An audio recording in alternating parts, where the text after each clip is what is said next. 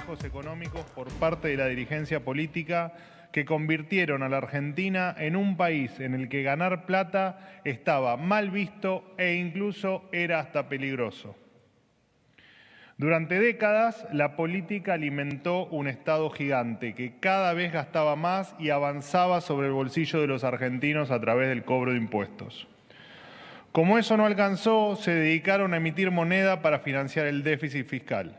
Esto generó una inflación cada vez más alta que empujó los montos de nuestra economía a valores cada vez más altos, pero con un sistema tributario que no actualizaba sus topes fiscales y sus mínimos no imponibles a igual ritmo, empujando cada vez más a personas a pagar impuestos que no le correspondían en primera instancia. Esto sirvió de caldo de cultivo para un círculo vicioso en el que los argentinos se volcaron cada vez más a la informalidad y el Estado subió cada vez más los impuestos sobre los pocos formales que iban quedando en la economía. Fue tal la aberración que tuvimos cepo cambiario durante casi 10 años, poniendo a las personas que querían comprar más de $200 para ahorrar al mismo nivel que un delincuente como Al Capone, y tratándolos de la misma manera, con perros entrenados y todo el peso de las fuerzas de seguridad. Todos recordamos la imagen de Calle Florida con los perros y las fuerzas de seguridad persiguiendo a la gente de bien. Mientras tanto, los corruptos, los amigos de la vieja política, los que navegaban en yates por el Mediterráneo, tenían, por supuesto, garantizada su impunidad. Así, llegamos a un resultado catastrófico en el que el 50% de nuestra economía terminó siendo informal y el Estado, cual gran hermano, controlaba todas las transacciones de sus ciudadanos, como si fueran criminales que merecían castigo. Bajo esta triste realidad normalizamos prácticas ridículas, como que el Estado obliga a los bancos, por ejemplo, a informar todas las extracciones de efectivo que se hicieran y obliga a los comercios a informar compras de cualquier tipo. Es decir, la voracidad fiscal de los políticos nos llevó a malgastar recursos en vigilar a una persona por cometer delitos imperdonables como llenar el chango en un supermercado o comprarse una licuadora. Registrábamos tantas operaciones presuntamente sospechosas que la UIF, la Unidad de Información Financiera, solo le alcanzaban los recursos para auditar el 0.34% de ellas. Una verdadera tomada de pelo. En un acto de locura colectiva de la política se decidió tratar a todos los argentinos como potenciales delincuentes, invirtiendo el principio de inocencia consagrado en nuestra Constitución argentina. Estas medidas enemistaron a la ciudadanía con nuestro sistema, nos hicieron desconfiar del Estado y de los bancos. Y hoy, por cada peso que circula formalmente en nuestra economía, hay 5 en la informalidad, ya sea circulando en la economía en negro o ahorrados en forma de dólares. Así nos convertimos en el país de la región con menos empresas cada 1000 habitantes, con un crecimiento alarmante del empleo informal y con un empleo formal que no crece desde hace 14 años. Y lo que es peor, esta pantomima de control tampoco ayudó a combatir los flujos de dinero que sí provienen de actividades delictivas. La política trató a los argentinos de bien como criminales y como resultado de esta pésima estrategia, los delincuentes, que eran delincuentes de verdad, quedaron impunes. Incluso el Grupo de Acción Financiera Internacional, conocido por ustedes como GAFI, en el informe de evaluación realizado sobre las medidas antilavado recomendó la mejora de nuestros sistemas de control y verificación para hacer uso de los recursos en perfiles de riesgo que realmente deban ser controlados. Hoy esto se acaba. Es hora de terminar con esta gran hipocresía de una vez por todas que tiene de rehén a los argentinos que trabajan, que se esfuerzan, que ahorran y que invierten. Por eso el presidente Javier Milei instruyó al equipo económico a implementar lo que hemos llamado el Plan de Reparación Histórica de los Ahorros de los Argentinos. El mismo contiene 2 etapas. La primera implica todo lo que el Poder Ejecutivo puede hacer y está a su alcance, en el marco de la ley vigente. Estas medidas se aplicarán a través de un decreto que el presidente firmará en las próximas horas. Asimismo, la UIF, la Unidad de Información Financiera, adecuará su normativa al nuevo esquema. La segunda etapa consiste en un proyecto de ley para blindar a los ahorristas argentinos de aquí al futuro, frente a las próximas administraciones, porque quienes delinearon el marco normativo actual, perseguidor y expulsor, se presentan cada 4 años a elecciones. Tenemos que hacer un cambio de chip para que el Estado respete una verdad elemental. Tus dólares, tu decisión. O sea, lo tuyo es tuyo y no es del Estado. Lo tuyo es tuyo y podés gastarlo y usarlo como quieras, sin tener que andar demostrando a cada rato de dónde lo sacaste. Los argentinos vuelven a ser inocentes hasta que Arca demuestre lo contrario. Sí, los argentinos vuelven a ser inocentes hasta que Arca demuestre lo contrario. Pero no se confundan con estas palabras. No vamos a retroceder ni un centímetro en nuestra batalla contra el crimen. Y ahora vamos a destinar los recursos debidamente para combatir a quienes sí cometan delitos, para castigarlos con todo el peso de la ley. Precisamente porque en nuestro gobierno el que las hace las paga. Se acabó la ridiculez de que paguen justos por pecadores. El mandato de la presidencia de Javier Milei es dar vuelta a la página de la miseria de nuestra historia y encauzarnos de forma definitiva en un verdadero sendero de crecimiento. Un paso indispensable en este camino es volver a atraer a los argentinos de bien hacia la formalidad, fomentando así la generación de riqueza. Hoy la confianza de la gente en el Estado está rota. Para repararla, el Estado primero tiene que volver a confiar en la gente. La confianza es una autopista que va en ambas direcciones. Para recibirla hay que darla. Solo si confiamos en la gente y permitimos que el dinero circule libremente, el país podrá salir adelante de una vez y para siempre. No podemos hacer todo el tiempo lo mismo y esperar resultados diferentes. Por eso, la intención de este plan de reparación histórica de los ahorros de los argentinos, tal como se lo ha denominado, es el de dejar de tratar a la gente como criminales por default. El objetivo del Estado ya no será el de perseguir al argentino de bien, que se parte el lomo trabajando y logra ahorrar. Los esfuerzos del Estado estarán puestos en perseguir a los narcotraficantes y criminales que ven el delito como una forma de vida. Bien, habiéndoles anticipado el espíritu de esta ambiciosa reforma, a continuación invito al ministro de Economía, Luis Caputo, al titular del ARCA, Juan Paso, y al presidente del Banco Central de la República Argentina, Santiago Bausili, quienes les explicarán en detalle las medidas concretas y los instrumentos para llevar adelante el primer paso del plan de reparación histórica de los ahorros de los argentinos. Muchas gracias. Adelante, por favor.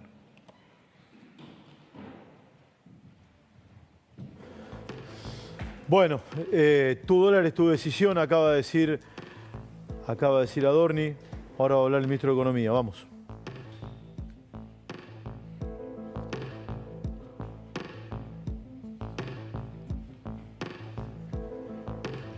Ahí está Caputo. Bueno, tus dólares, tu decisión. A ver. Todos, en realidad, ya dijiste gran parte y mucho mejor lo que yo venía a contarles también, que es un poco el contexto y el porqué de este mandato presidencial que nos ha dado el presidente para resolver un tema que viene ya de hace tantos años en Argentina. Tratando de profundizar un poquito en lo que decía Manuel, a mí, yo digo que Argentina es un país que en los últimos 25 años se acostumbró a regular, ¿sí?, por la excepción. Es decir, asume que el 99,99% de los argentinos son criminales, cuando la realidad es exactamente al revés, ¿sí? Y eso generó un nivel de informalidad que se da por dos razones. Una, por el exceso de impuestos que el país cobra, pero otra, tan importante como esta, por el exceso de controles y regulaciones. Y eso es un poco lo que venimos a cambiar hoy, ¿sí? Es un cambio de régimen, es algo muy profundo, que apunta a devolverle la libertad a la gente, la libertad de sus ahorros, la libertad de lo que ha hecho en los últimos 25 años. Ahora, ¿cómo llegamos a esta situación? Bueno, tiene como siempre un origen fiscal. Argentina, en los últimos 25 años, esencialmente pasó a duplicar su nivel de gasto. El gasto público se mide típicamente como porcentaje de Producto Bruto, pero este es un detalle técnico que no importa. En los 90, digamos, el gasto público solía representar aproximadamente entre el 23 y el 24% del producto. Para el año 2020, este porcentaje llegó al 47%, es decir, se duplicó. ¿Cómo se financió ese exceso de gasto, esta duplicación del gasto público? Bueno, obviamente con mayores impuestos. Mayores impuestos que hicieron que naturalmente mucha gente tuviera que empezar a irse al sector informal, porque si no quebraban, porque eran impagables. Entonces, ¿cuál fue la reacción de los gobiernos a esto? Bueno, empezar a perseguir cada vez más y más a la gente, ¿no? Empezar a poner cada vez más controles, más regulaciones, haciéndole el día a día a la gente prácticamente insoportable, pero de las cosas menores hasta cosas mayores. Es decir, si uno quería abrir una cuenta en un banco, tiene que presentar su declaración jurada y un montón de cosas, y si quiere hacer una transferencia.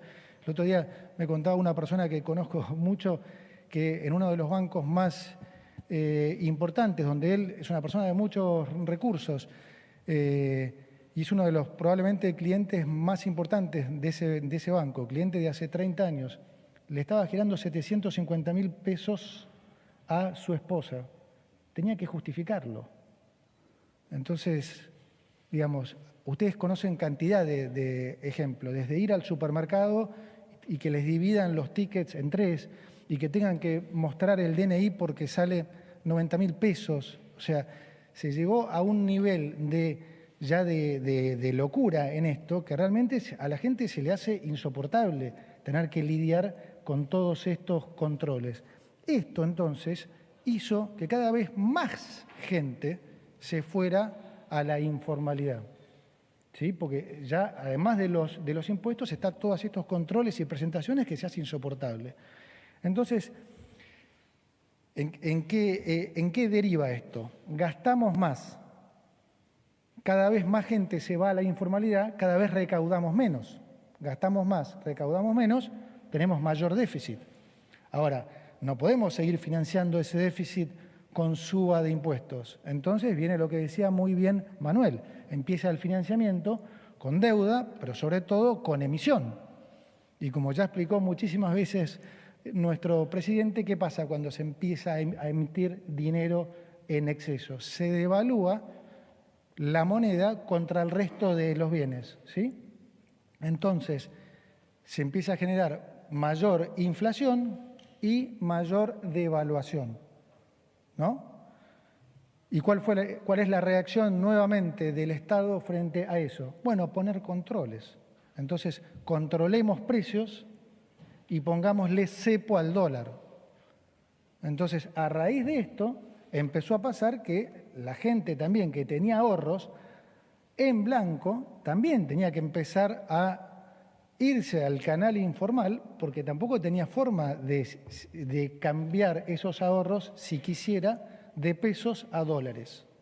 Y todo esto fue exacerbándose en los últimos 25 años al punto que nosotros heredamos la peor crisis económica de la historia, ¿no? Donde había una inflación que ya corría al 1,5% diario, ¿sí? Una inflación mayorista que terminó en el 54% en diciembre, 17.000% anualizado, una brecha del 200%, es decir, y un desbalance monetario que en el caso nuestro se daba por las dos razones. Como siempre dice, el presidente puede darse por exceso de oferta, por caída de la demanda o por la combinación de las dos cosas, que fue el caso nuestro, ¿no?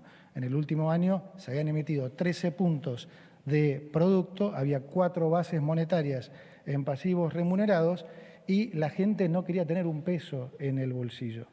Entonces, lo primero fue, obviamente, poner, digamos, en marcha este plan de estabilización que consistió en resolver el problema fiscal en la primera etapa, que hicimos en el primer mes, resolver el problema de la emisión monetaria, que era el doble en términos de déficit de lo que se heredó por déficit fiscal, ¿sí?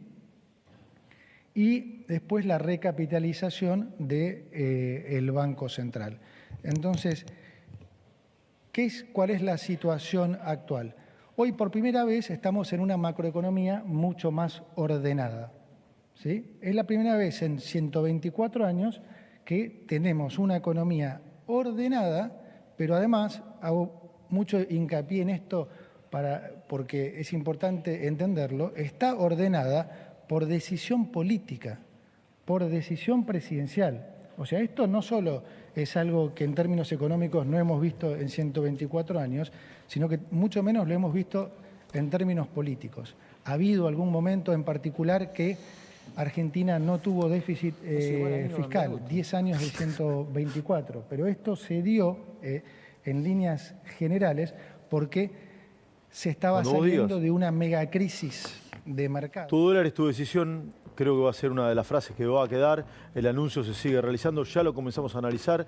Eso lo dijo Adorni, tu dólar es tu decisión. No se le dice blanqueo, técnicamente no lo es, pero es una suerte de blanqueo encubierto. Ya lo vamos a estar analizando, sigue hablando el ministro de Economía, Luis Toto Caputo.